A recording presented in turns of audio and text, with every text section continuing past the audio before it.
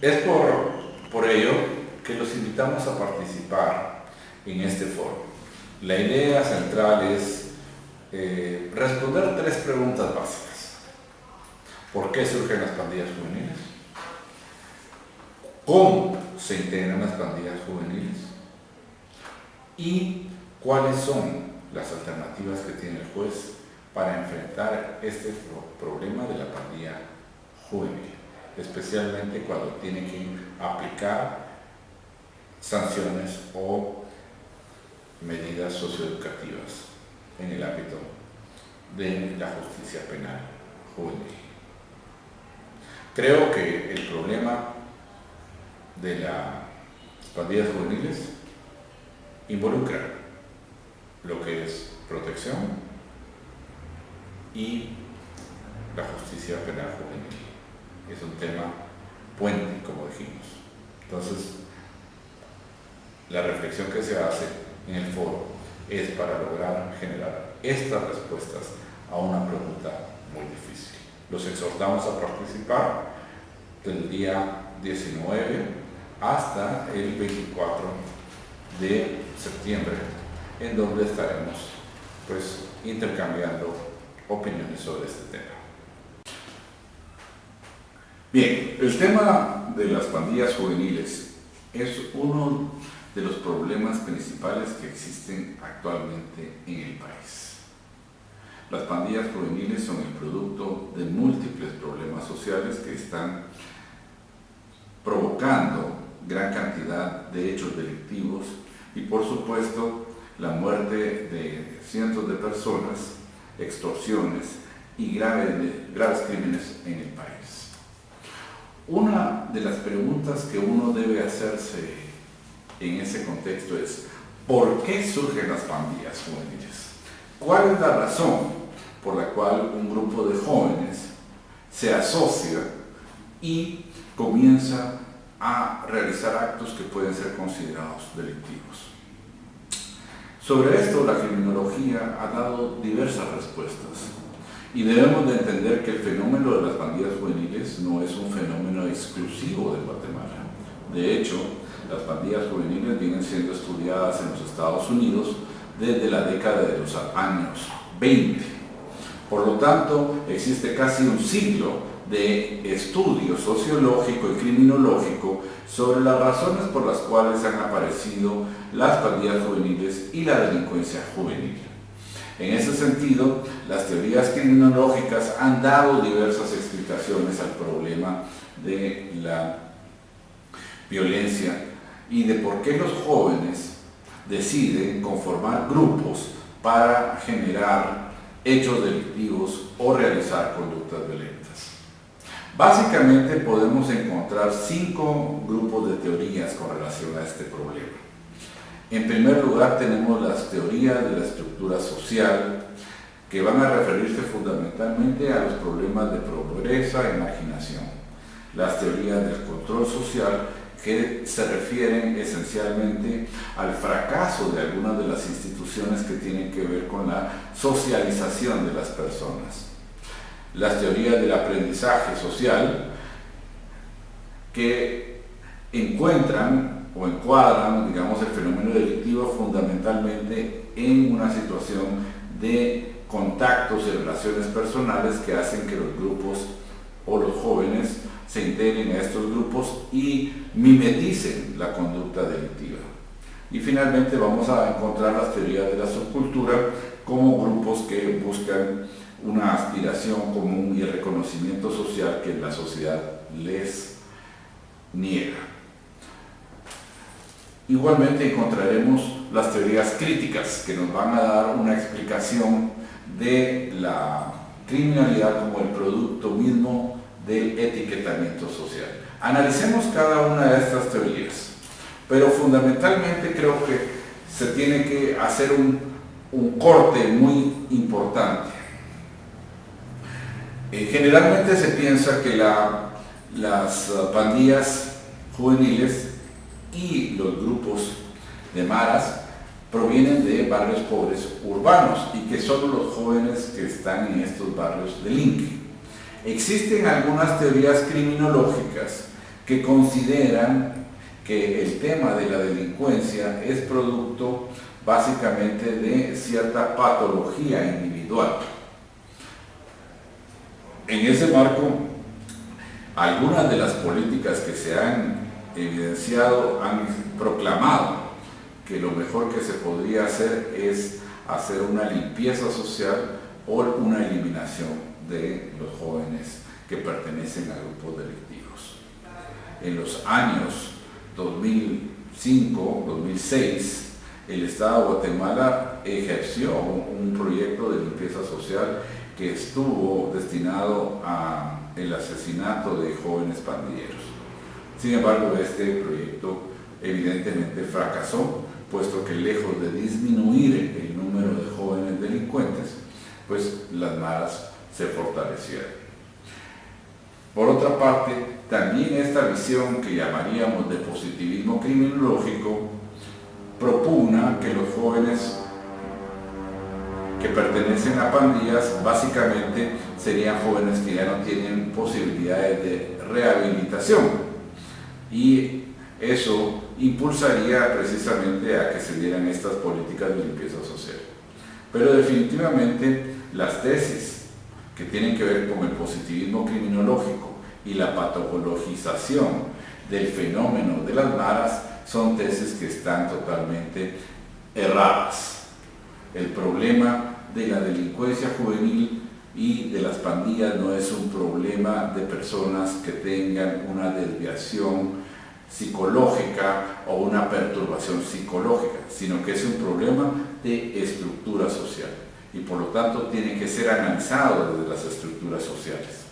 En ese sentido, una de las primeras explicaciones que se dio sobre el tema de la delincuencia es que las pandillas juveniles son el producto de las desigualdades socioeconómicas y la exclusión social. De los barrios pobres urbanos surgirían las pandillas y grupos violentos, debido a la desorganización social, la pobreza y la exclusión.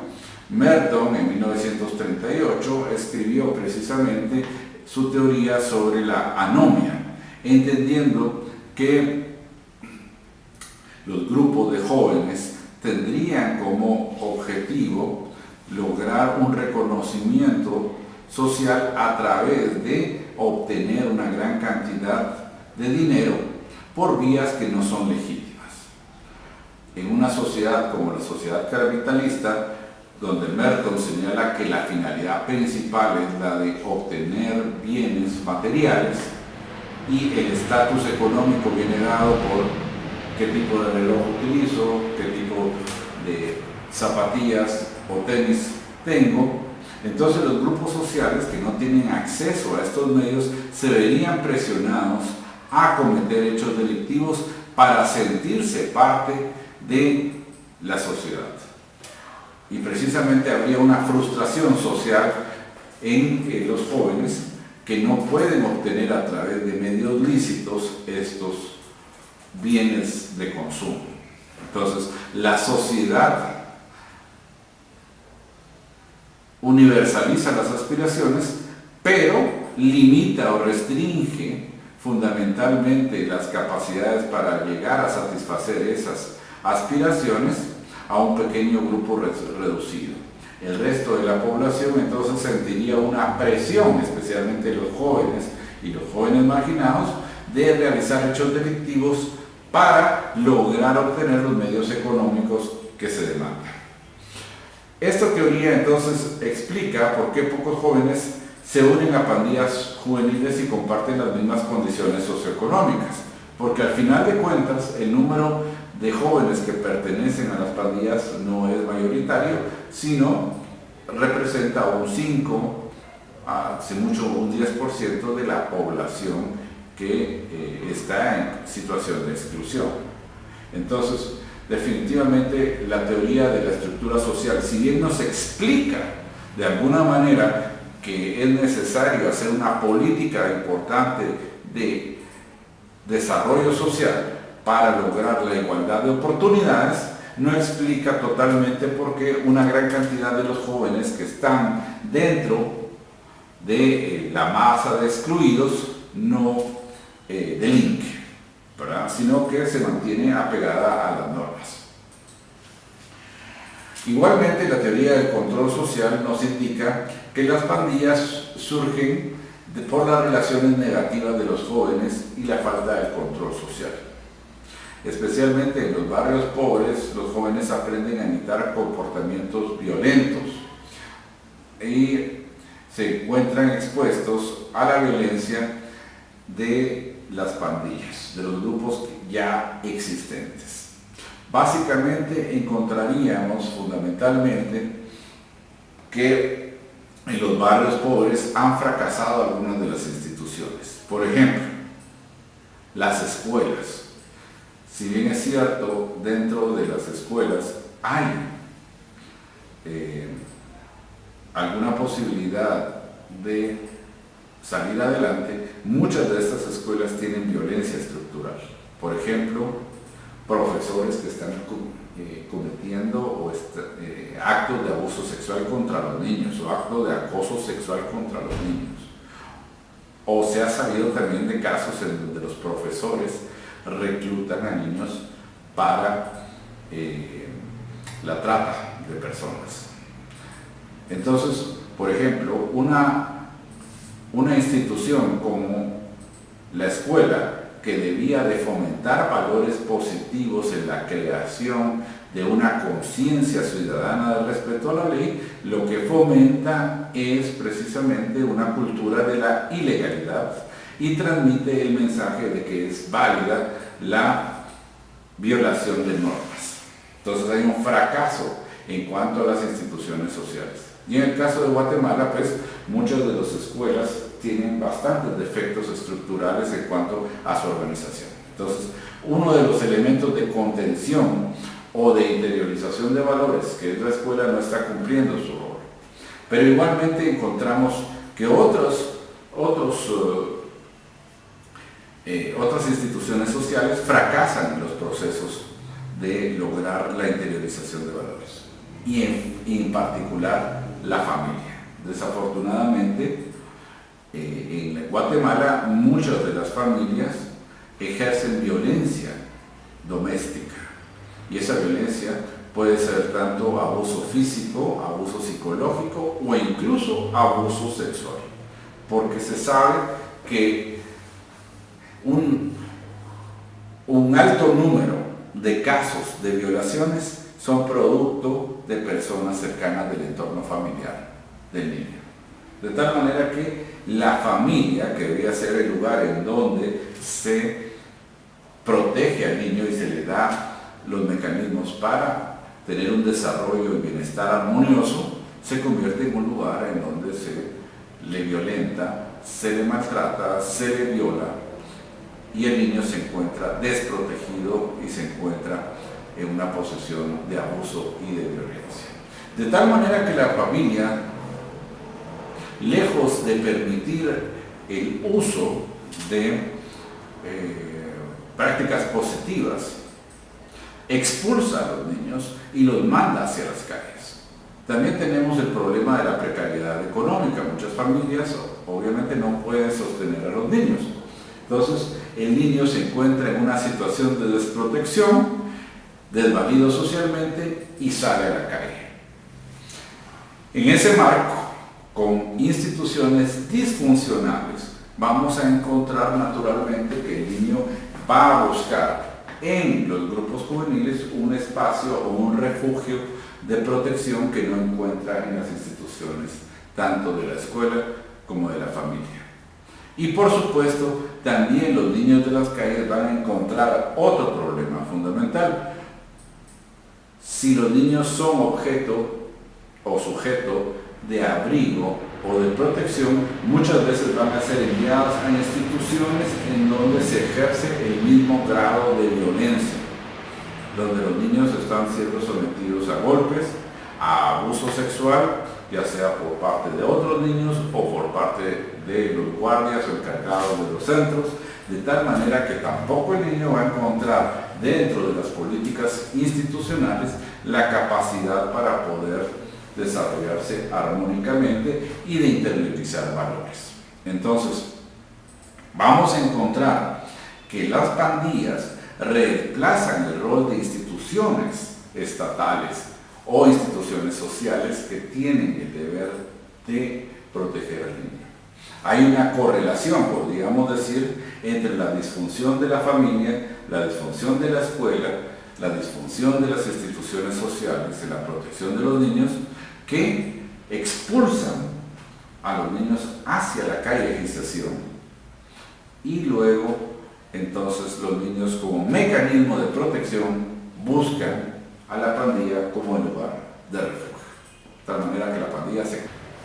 Bien, como hemos observado, el fracaso de las instituciones que señala la teoría del control social, de las instituciones que tendrían a su cargo lograr la socialización adecuada de los niños para que haya una interiorización de los valores, es lo que produce entonces una expulsión del niño de los circuitos sociales, de las instituciones sociales, y el niño queda sometido a procesos de callejización. Y ve a la pandilla como el lugar que viene a sustituir a la familia y a la sociedad.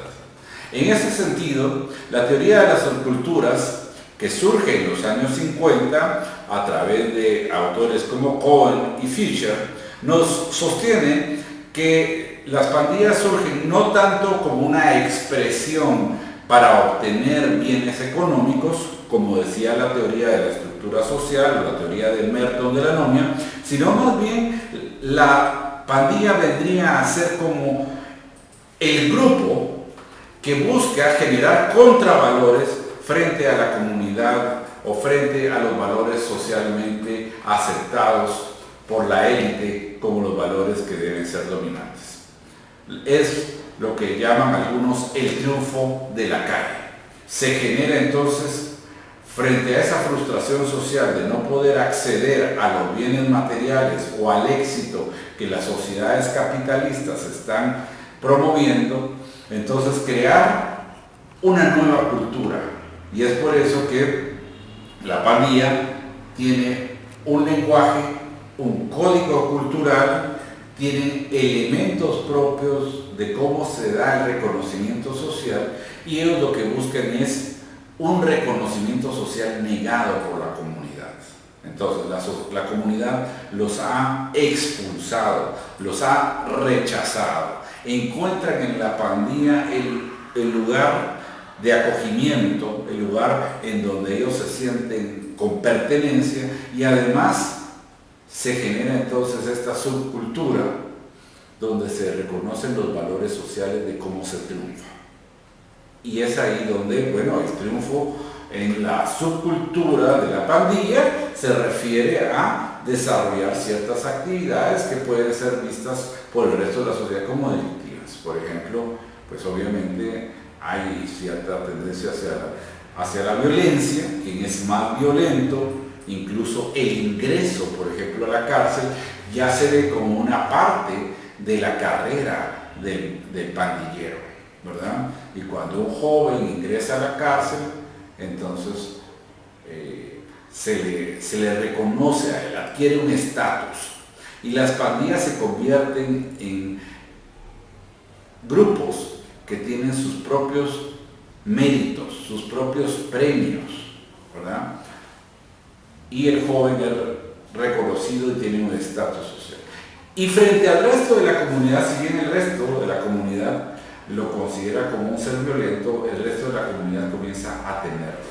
Y ese temor que tiene el resto de la comunidad es lo que le da el estatus al pandillero.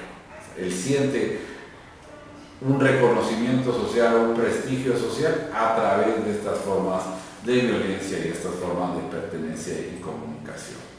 Por lo tanto, la teoría de las subculturas lo que nos explica es: los jóvenes no buscan tanto una situación de beneficio material al pertenecer a una pandilla, sino que lo que buscan es un sentido de pertenencia, un reconocimiento social, un estatus social que es negado generalmente por el resto de la sociedad, pero que ellos consiguen a través del miedo, a través de las actuaciones. Entonces, para ellos que las personas tengan miedo de los maderos no es algo malo, sino que es la forma en que ellos sienten de que obtienen un estatus social.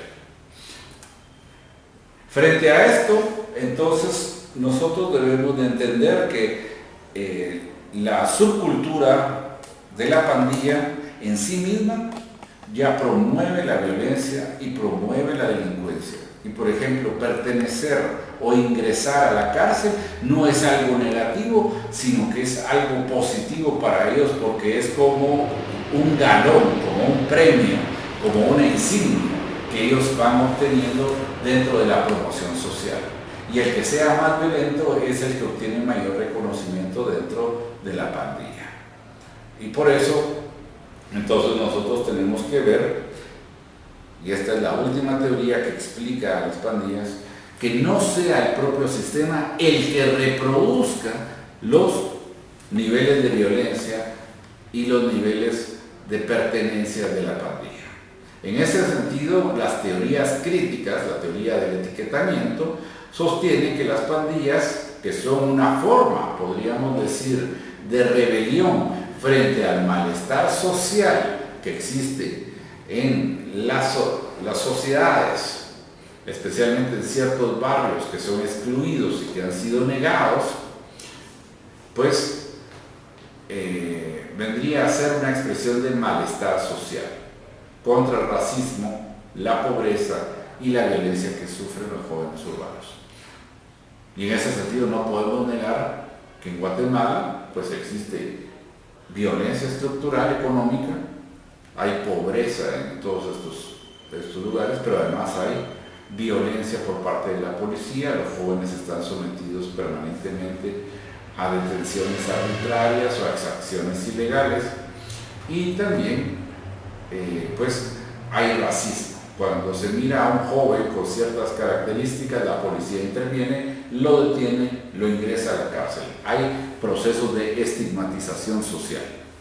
Entonces, estos procesos de estigmatización social lo que hacen es reproducir y fortalecer las pandillas juveniles. Como se ha indicado, los jóvenes se unen a pandillas juveniles para defenderse de humillaciones, de exclusiones, de abusos de la policía, de abusos de otras personas, del crimen organizado, y entonces los pandilleros vendrían a exigir respeto y quieren participar en espacios de poder.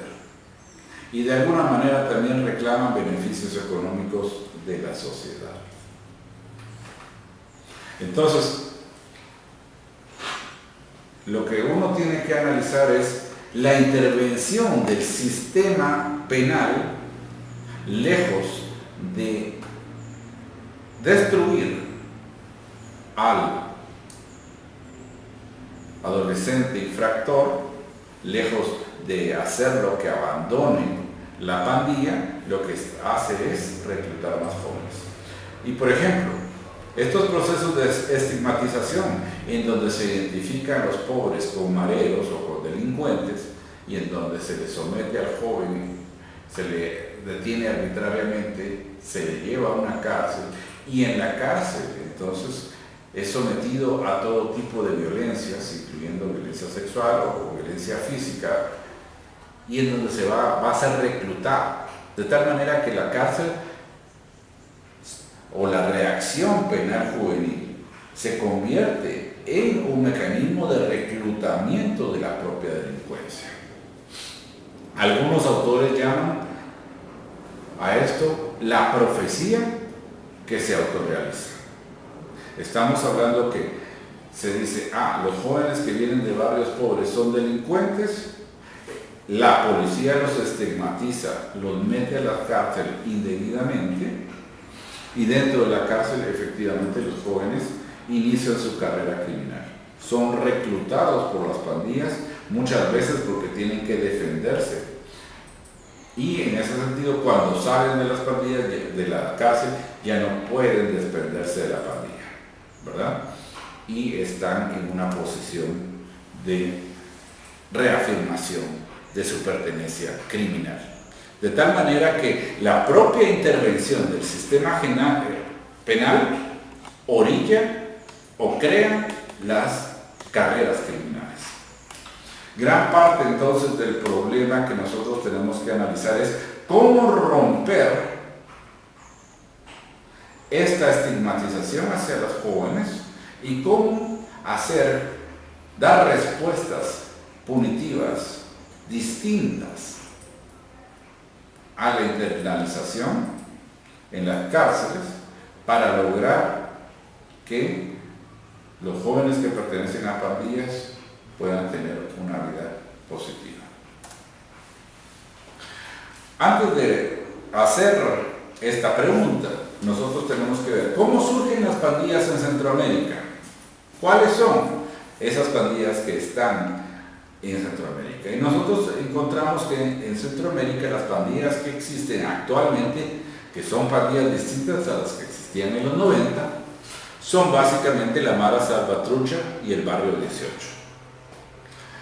La exclusión social de los jóvenes de los barrios pobres y las deportaciones masivas de pandilleros en Estados Unidos en los años 90 crearon estas pandillas. Porque tanto la Mara Salvatrucha como el Barrio 18 son pandillas que vienen de Estados Unidos y tienen una naturaleza transnacional. Hay Mara Salvatrucha en Salvador, Honduras, Guatemala, y hay Barrio 18 en México, Honduras, Salvador y Guatemala. De tal manera que ya no es un fenómeno exclusivo de este país, sino que es un fenómeno que nació en Estados Unidos y se traspasó a Guatemala a partir de las deportaciones de pandilleros, y ahora estas regiones están sufriendo precisamente los efectos de la Mara Salvatrucha y el Barrio 18 como dos de las más grandes expresiones de violencia dentro del país. De hecho, la Mara Salvatrucha ha sido considerada un grupo de criminalidad organizada, uno de los 4 grupos de criminalidad organizada más violentos del mundo, una organización criminal, ¿verdad? Y hay una pregunta también que es muy importante señalar y que nos debe llamar a la reflexión. ¿Por qué en Guatemala, Salvador, México, Honduras existen pandillas y en Nicaragua no? ¿Qué ha hecho Nicaragua distinto? Que en ese país no existen pandillas como la Mara Salvatrucha y el Barrio 18. Y gran parte de la respuesta tiene que ver con la forma que se ha estructurado el barrio, se ha estructurado la respuesta punitiva a la violencia juvenil en Nicaragua. Bueno, primero Nicaragua es el único país que tiene una policía no militarizada. Todos los demás países de Centroamérica tienen policías militarizadas que son sumamente violentas. En cambio, en Nicaragua hay un enfoque más social de policía y policía comunitaria. Hay mejores programas sociales de apoyo hacia la comunidad y mejores mecanismos de protección. Una pregunta que es importante que reflexionemos: ¿por qué en Nicaragua no hay pandillas? ¿Y por qué en Nicaragua las tasas de homicidios son las más bajas de toda Centroamérica? ¿Cuál es la diferencia que hace que 3 países que supuestamente son un poco más ricos que Nicaragua tengan mayor violencia? Tanto Salvador, Honduras, Guatemala son los 3 países más violentos, no de América Latina, sino del mundo. Y Nicaragua no. Nicaragua tiene tasas muchísimo menores y no tiene pandillas juveniles, no tiene ciertos problemas sociales. Creo que hay la necesidad de explorar una beta de por qué en Nicaragua no existen pandillas juveniles y que nos demuestra que la pobreza no es la causa central por la cual las pandillas existen, sino que hay políticas sociales que pueden permitir que los jóvenes tengan otras expresiones y manifestaciones distintas a las pandillas, ¿verdad? Entonces, sin duda, bueno, en Guatemala las pandillas han transitado de grupos que eran más o menos no violentos en los 80s a la Mara Salvatrucha y el Barrio 18 en los 90s, que se consolidaron en en el año 2000 en adelante, a través de las deportaciones masivas y a través de un reclutamiento muy fuerte en determinadas áreas del país. Entonces, actualmente se calcula que hay más o menos unos 20.000 pandilleros que pertenecen a la Mara Salvatrucha y el barrio 18, y se ha visto una escalada muy profunda en el tipo de delincuencia que están desarrollando, ¿verdad? Específicamente, pues han venido ocupando algunas regiones con extorsiones en muchos barrios, extorsiones a transporte público, y son grupos que están haciendo muchos negocios. Pero además, estos negocios y estas actividades delictivas han generado rivalidad entre las pandillas. Algo que es muy importante señalar es que hay disputas territoriales entre las pandillas.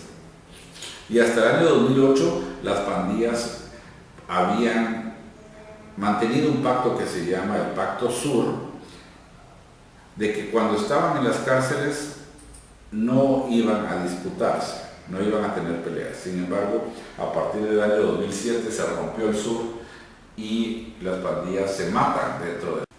De hecho, ahora estamos observando que en Guatemala se da una transformación de las pandillas juveniles, y ya estas ya no son realmente grupos de jóvenes, sino más bien se han convertido en estructuras de criminalidad organizada, por lo menos la Mara Salvatrucha y el barrio 18, y en donde muchos de sus miembros pues ya son mayores, son bastante adultos. Esta estructura está mutando y está generando entonces mecanismos coactivos para reclutamiento de jóvenes. Los jóvenes ya no están ingresando tanto de forma voluntaria en las pandillas, sino que están siendo reclutados de manera forzada. ¿Cuál es la estructura interna de una pandilla? Bueno, la estructura interna de una pandilla requiere, digamos, 3 niveles. No se puede ser pandillero de primas a primeras. Primero se tiene que hacer un paro, después un chequeo y finalmente se ingresa ya o se admite como pandillero. Los paros son personas que son jóvenes o niños que están desarrollando actividades de apoyo a la pandilla, pero no son entendidos todavía como miembros, son aspirantes, por así decirlo. Los chequeos son personas que ya ejercen vigilancia con las pandillas y hacen algunos trabajos específicos. Por ejemplo, ellos pueden ser utilizados para ir a dejar los mensajes para las extorsiones, etc. Y los pandilleros, pues propiamente son aquellos que ya han cumplido todos los requisitos y han pasado por los ritos de iniciación para ser pandilleros, ¿verdad? Entonces, ingresar en la pandilla es algo que lleva varias etapas. Y las pandillas juveniles en sí mismas están divididas en clicas. Más o menos cada clica es una célula de la pandilla que tiene un determinado ámbito territorial y tiene una composición alrededor de 20, 30 miembros, ¿verdad? Y dentro de las clicas hay líderes, y estos líderes de clicas van ascendiendo hasta que se llega a la gran rueda del barrio, que es la que tiene a su cargo la Dirección Nacional de las Clicas. La clica es una célula que puede tener más o menos autonomía, ¿verdad? Pero que mantiene cierta estructura jerárquica. O sea, las pandillas tienen esta naturaleza jerárquica, aunque descentralizada, y pues responden a sus jefes superiores. Encontramos, ¿verdad?, que hay una rivalidad a muerte con la otra pandilla, o sea que ambas, la pandilla 18 y la pandilla Salvatrucha, pues están disputando los mercados y los territorios de la droga y son utilizados por el crimen organizado.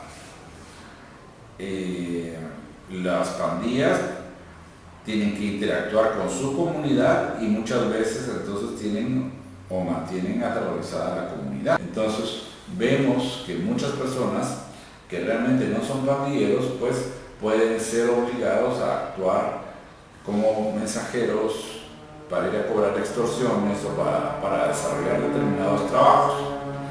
La pandilla los instrumentaliza y mantiene preservados a sus miembros. Entonces, cada vez las detenciones se hacen más por personas que son extrañas a la pandilla y no por miembros específicos. Y finalmente, uno no puede dejar de mencionar que la pandilla mantiene relaciones simbióticas con la policía.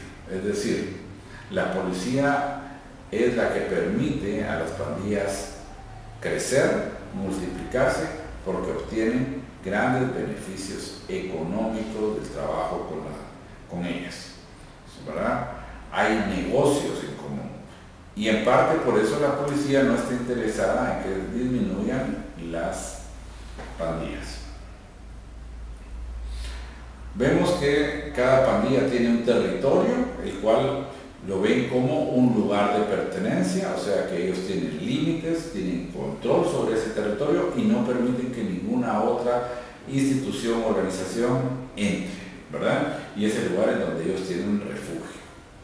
Por eso hay una disputa por los territorios entre las pandillas juveniles. En esos territorios ellos manejan los negocios ilícitos, pueden manejar la droga, las extorsiones y naturalmente el sicariato. Para los pandilleros, estar en la cárcel no es un motivo de vergüenza, sino que es un motivo de orgullo. Es parte de su gradación. Y las cárceles están controladas por ranfleros, veteranos y engasados, es decir, por las personas que tienen la máxima jerarquía en la organización. De hecho, toda la rueda del barrio se encuentra detenida en la zona 18 y desde ahí está dando sus órdenes para las extorsiones y el resto de las actividades delictivas que cometen. Aparte de eso, ellos reciben los beneficios económicos. Y hemos visto que dentro de las cárceles pues, existe esta rivalidad y hay muchos enfrentamientos entre ambos grupos. ¿Hacia dónde van las pandillas en este momento? Bueno, básicamente las pandillas cada vez se han vuelto más clandestinas, ahora están utilizando mecanismos para pasar desapercibidas, por ejemplo, ya no utilizan los tatuajes abiertamente porque ya no quieren ser detectados por la policía, entonces están utilizando técnicas de clandestinidad. También ha habido un descenso de los voluntarios a ingresar en las pandillas por el nivel de peligrosidad que hay, lo que ha llevado al reclutamiento forzoso de niños y de mujeres. Entonces, cada vez hay menos personas que participan directamente como miembros de la pandilla y personas que son forzadas a trabajar con ellos. Vemos que hay una expansión de las extorsiones porque las pandillas necesitan cada vez más dinero. Debido a que hay muchos pandilleros en prisión y la prisión es cara. Bien, entendemos entonces que el fenómeno de las pandillas también surge por la complicidad con la policía y por esa connivencia que permite generar una criminalidad organizada. Es un gran negocio el tema de las pandillas. Ahora, frente a este panorama en donde hay una gran cantidad de violencia, hay una proliferación de pandillas, ¿qué hacer? ¿Cuáles son las respuestas que se deben dar a la problemática de las pandillas juveniles? Bueno, como vemos, dependiendo de cada una de las escuelas, podemos ir estructurando distintos tipos de análisis. Naturalmente, no todos ellos corresponden al juez, puesto que la complejidad del problema exige de políticas públicas. Pero el juez no puede ser ajeno a las necesidades sociales y a las respuestas que deben darse a este fenómeno. En primer lugar, podemos entender que es necesario cambios estructurales.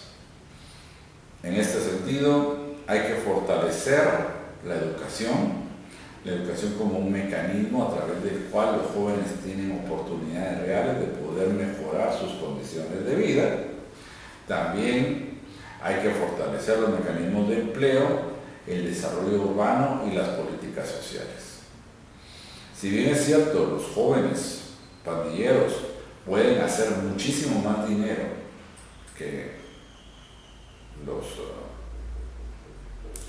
empleos formales, pues es necesario darle a las personas la oportunidad de una socialización y educación adecuada que permita mejorar los niveles de vida de la población. Entonces, creo que en ese sentido, el juez también tiene una participación cuando va a rescatar a uno de los jóvenes de los procesos de integración dentro de una mara y permite que el joven pueda terminar su educación, fortalecer sus capacidades para un buen empleo y que pueda tener las habilidades para no pertenecer a una pandilla juvenil. Obviamente esto no es un problema solo de los jueces, sino requiere también de una combinación de factores. Las empresas, los empleadores deben de dar oportunidades para que los jóvenes que han cometido hechos delictivos puedan participar también dentro de estos programas de empleo. Por otra parte, pues es necesario cambios culturales. En ese sentido, hemos visto que una de las mayores preocupaciones de los jóvenes es el hecho de que necesitan un respeto social, necesitan que se les reconozca su participación social, necesitan mejores mecanismos de socialización, pero debe ser una interacción de doble vía, ¿verdad? También debe de exigirse que dentro de las escuelas se respete y no se aplique violencia, y que dentro de la comunidad la policía no esté permanentemente acosando a los jóvenes. También que hayan cambios dentro de la familia, o sea, es necesario la escuela para padres y los mecanismos de socialización adecuados que permitan a los jóvenes entender que es posible adquirir valores positivos y el reconocimiento social. Finalmente, vamos a necesitar cambios institucionales. Uno de los más importantes es la depuración y reforma policial. O sea, mientras tengamos instituciones policiales altamente violentas y corruptas que están fomentando entonces la criminalidad organizada, se benefician de la actividad de los pandilleros, vamos a tener siempre entonces un fomento a este tipo de actividades. La despistolización es otro mecanismo importante, el desarme de la población, puesto que la mayor parte de casos de muertes son producto por armas de fuego. Entonces, si logramos un control de armas adecuado, las pandillas no tendrían acceso a este tipo de medios. Ello nos obliga a las medidas alternativas a la privación de libertad. Cuando estemos trabajando con los jóvenes adolescentes, debemos de destruir esa complicidad que existe y esos vínculos que fortalecen a las pandillas juveniles. En otros países se ha utilizado básicamente la dispersión, por ejemplo, para ETA, en lugar de poner a todos los prisioneros en la misma cárcel que pertenecen a ETA, los dispersan en distintas cárceles porque de esa manera no se solidarizan, no refuerzan sus valores criminales y por lo tanto tienen que adaptarse a otros tipos de de valoración y son más susceptibles al cambio. En Guatemala, en este momento, debido a este problema que existe de rivalidad de las pandillas, pues se ha adoptado una postura en donde los jóvenes son mantenidos en su propia pandilla y segregados. Cada grupo entonces está junto, separado del otro grupo, pero junto todos los salvatruchas y todos los 18, lo cual refuerza sus valores criminales, su pertenencia criminal y no permite un trabajo de resocialización. Lo que debemos de tratar de hacer es precisamente de desintegrar esos vínculos para que el joven pueda separarse del grupo delictivo. Nos parece que algunas medidas alternativas a la privación, por ejemplo, el hecho de que el joven salga del entorno territorial en donde ha estado, porque si el joven pandillero regresar a su entorno, probablemente va a ser asesinado por abandonar la pandilla. Entonces, buscar mecanismos para que el joven pueda instalarse en otro lugar, fuera de su entorno, pueda socializarse, ingresar a programas de educación y a programas de trabajo que le permitan salir de la pandilla. Hay que buscar alternativas que sean viables para que los jóvenes no refuercen sus valores criminales y puedan llevar una vida libre de violencia. Creo que con eso tenemos un panorama de qué es lo que podemos hacer, porque lo más grave es que sean los propios jueces los que refuercen la pertenencia a la pandilla, los que refuercen los valores criminales y utilicen permanentemente la privación de libertad como recurso, lo cual, lejos de evitar el problema de la delincuencia juvenil, lo que hace es recrudecerlo y permitir que más jóvenes puedan ser sometidos a estos grupos criminales.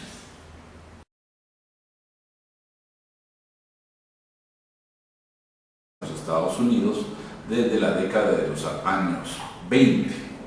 Por lo tanto, existe casi un siglo de estudio sociológico y criminológico sobre las razones por las cuales han aparecido las pandillas juveniles y la delincuencia juvenil.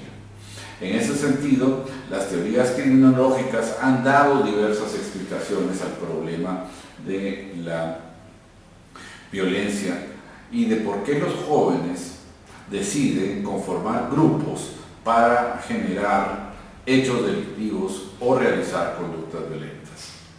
Básicamente podemos encontrar 5 grupos de teorías con relación a este problema. En primer lugar tenemos las teorías de la estructura social, que van a referirse fundamentalmente a los problemas de pobreza e marginación. Las teorías del control social, que se refieren esencialmente al fracaso de algunas de las instituciones que tienen que ver con la socialización de las personas.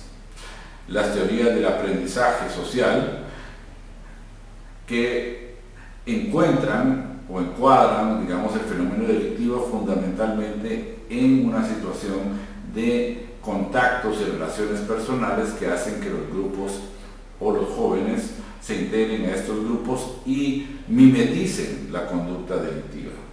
Y finalmente vamos a encontrar las teorías de la subcultura como grupos que buscan una aspiración común y el reconocimiento social que la sociedad les niega. Igualmente encontraremos las teorías críticas que nos van a dar una explicación de la criminalidad como el producto mismo del etiquetamiento social. Analicemos cada una de estas teorías, pero fundamentalmente creo que se tiene que hacer un corte muy importante. Generalmente se piensa que las pandillas juveniles y los grupos de maras provienen de barrios pobres urbanos y que solo los jóvenes que están en estos barrios delinquen. Existen algunas teorías criminológicas que consideran que el tema de la delincuencia es producto básicamente de cierta patología individual. En ese marco, algunas de las políticas que se han evidenciado han proclamado que lo mejor que se podría hacer es hacer una limpieza social o una eliminación de los jóvenes que pertenecen a grupos delictivos. En los años 2005-2006, el Estado de Guatemala ejerció un proyecto de limpieza social que estuvo destinado al asesinato de jóvenes pandilleros. Sin embargo, este proyecto evidentemente fracasó, puesto que lejos de disminuir el número de jóvenes delincuentes, pues las maras se fortalecieron.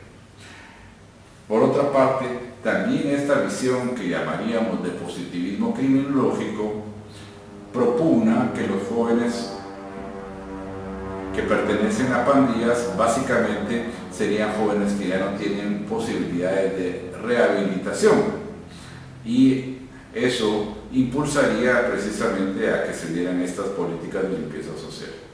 Pero definitivamente las tesis que tienen que ver con el positivismo criminológico y la patologización del fenómeno de las maras son tesis que están total 19 hasta el 24 de septiembre, en donde estaremos pues intercambiando opiniones sobre este tema. Bien, el tema de las pandillas juveniles es uno de los problemas principales que existen actualmente en el país. Las pandillas juveniles son el producto de múltiples problemas sociales que están provocando gran cantidad de hechos delictivos y, por supuesto, la muerte de cientos de personas, extorsiones y graves crímenes en el país. Una de las preguntas que uno debe hacerse en ese contexto es: ¿por qué surgen las pandillas juveniles? ¿Cuál es la razón por la cual un grupo de jóvenes se asocia y comienza a realizar actos que pueden ser considerados delictivos? Sobre esto, la criminología ha dado diversas respuestas, y debemos de entender que el fenómeno de las pandillas juveniles no es un fenómeno exclusivo de Guatemala. De hecho, las pandillas juveniles vienen siendo estudiadas en